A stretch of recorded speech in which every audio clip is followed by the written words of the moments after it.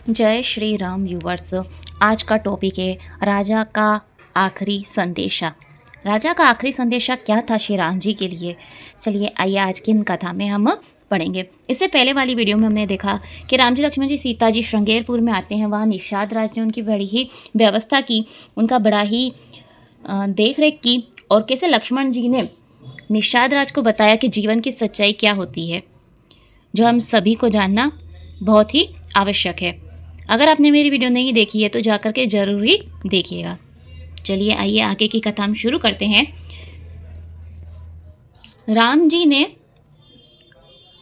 सोच क्रिया करके स्नान किया, फिर वटवृक्ष का दूध मंगाया। लक्ष्मण जी सहित उस दूध से सिर पर जटा बनाई। यह देखकर सुमंत्र की आंखों में आंसू भर आए। हृदय में बड़ी जलन हो गई, मुख मलिन हो गया। हाथ जोड़कर अत्यंत दीन वचन बोले कि हे नाथ, कौशलादि दृष्टा जी ने मुझसे कहा था कि तुम रथ लेकर राम जी के साथ जाओ, वन दिखलाकर गंगा स्नान करा करके दोनों भाइयों को जल्दी लौटा लाना, और सब संशय संकोच छोड़कर राम जी लक्ष्मण जानकी जी को लौटा करके ले आना। महाराज ने ऐसा कहा था। हे स्वामी, अब आप जैसा कहे मैं वैसा करूं, मैं आपकी बलिहारी हूँ। इस प्रकार से विनती करके राम जी के चरणों में गिर पड़े और बालक की तरह उन्होंने रोना शुरू कर दिया। कहा कि हे तात, कृपा करके उपाय कीजिए जिससे अवधपुर या नाथ न हो।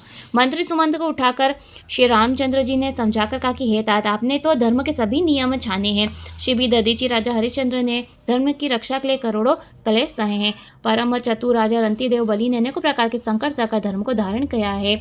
सत्य के समान दूसरा धर्म नहीं है, यह वेद शास्त्र पुराणों में कहा है। मैंने यह धर्म सहज ही पा लिया है। उसे छोड़ देने में तीनों लोकों में अपयश छा जाएगा। सत्पुरुषों को अपयश प्राप्त होना करोड़ों मृत्यु के समान दारुण दुख उत्पन्न करता है। तात, आपसे मैं अधिक क्या कहूँ, उत्तर देने में भी पाप का भागी होता हूँ। इस प्रकार से सुमंत्र राजा को संदेशा कहते हैं कि 4 दिन में जब गंगा पार हो जाए तब राम जी से कहना कि अब आप लौट चलिए। परंतु रामचंद्र जी उन्हें समझाते हैं। फिर सुमंत्र कहते हैं फिर राम जी कहते हैं कि पिताजी के चरणों को छूकर करोड़ों प्रणाम कर करके हाथ जोड़कर प्रार्थना करना कि पिताजी, आप मेरी किसी बात की चिंता न कीजिए, आप भी मेरे पिताजी के समान बड़े हितैषी हैं। ये तात, हाथ जोड़कर आपसे मैं प्रार्थना करता हूँ, आप भी सब प्रकार से वही कर्तव्य जिससे पिताजी हमारे सोच में दुख ना पावे।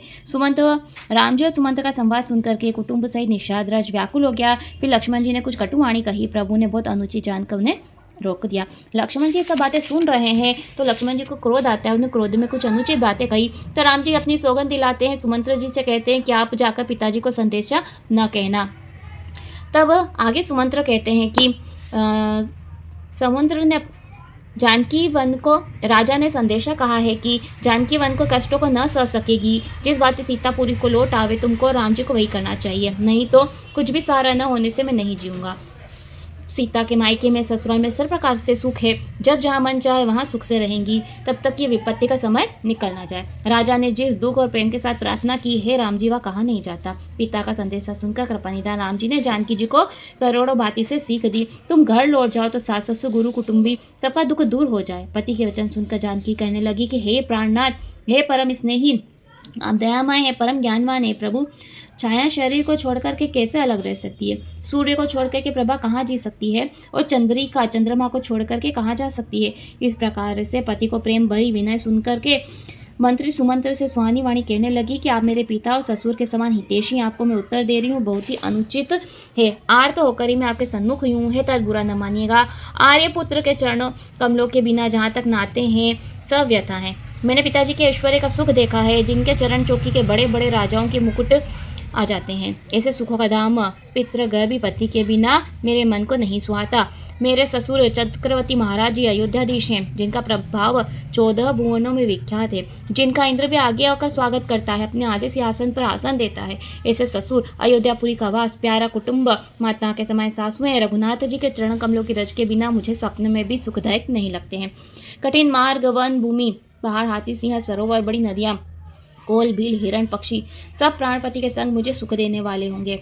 मेरे ओर से सास ससुर के चरण कमलों में गिरकर प्रार्थना करना कि मेरे लिए कोई चिंता न करे, मैं स्वभाव से ही सुखी हूँ। प्राणपति और प्यारे देवर मेरे साथ में हैं। वीरों में श्रेष्ठ धनुष धारण किए हुए, रास्ते की थकावट का संदेह और दुख मेरे मन में कुछ भी नहीं है, ऐसा मेरे लिए भूलकर भी चिंता न कीजिए। जानकी जी की शीतल वाणी सुनकर के सुमंत्र घबरा गए, जैसे मणि खो जाने से सांप घबरा जाता है। आंखों से सूझ नहीं पड़ रहा, कानों से सुनाई नहीं देता है, कुछ कह नहीं सकते हैं, बहुत ही दुखी हो रहे है। राम जी ने बहुत समझाया, तब भी सुमंत की छाती ठंडी न हुई। सुमंत ने साथ ले जाने के लिए अनेकों उपाय किए, परंतु राम जी उचित उत्तर देते गए। राम जी की आज्ञा टाली नहीं जा सकती, कर्म की गति प्रबल, इस पर कोई वश नहीं चलता है। राम लक्ष्मण सीता जी के चरणों में सिर नवा करके ऐसे लौटे जैसे वणिक अपना धन गवा करके लौटे। सुमंत ने रथ हाका पर घोड़े दक्षिण राम जी की ओर देखकर ही हिलाने लगे। तब निषाद दुखित हो सिर धून धून कर पछताने लगा। जिनके वियोग में पशु ऐसे व्याकुल है, इनके वियोग में प्रजा माता पिता कैसे जिएंगे। राम जी ने जो जो सुमंत्र को लौटाया वह गंगा जी के तट पर आए। यहाँ नाव लाने के लिए केवट से कहते हैं। अब यहाँ केवट का प्रेम कहा गया है, केवट की कथा है, वह हम आने वाली आगे वाली वीडियो में कहेंगे। आज की हम कथा यहीं पर समाप्त करते हैं। राजा का आखिरी संदेशा श्री राम जी को मिला और राम जी ने उनका क्या उत्तर दिया वह आज हमने कथा में पढ़ा।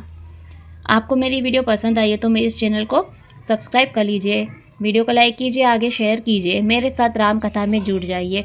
जय श्री राम।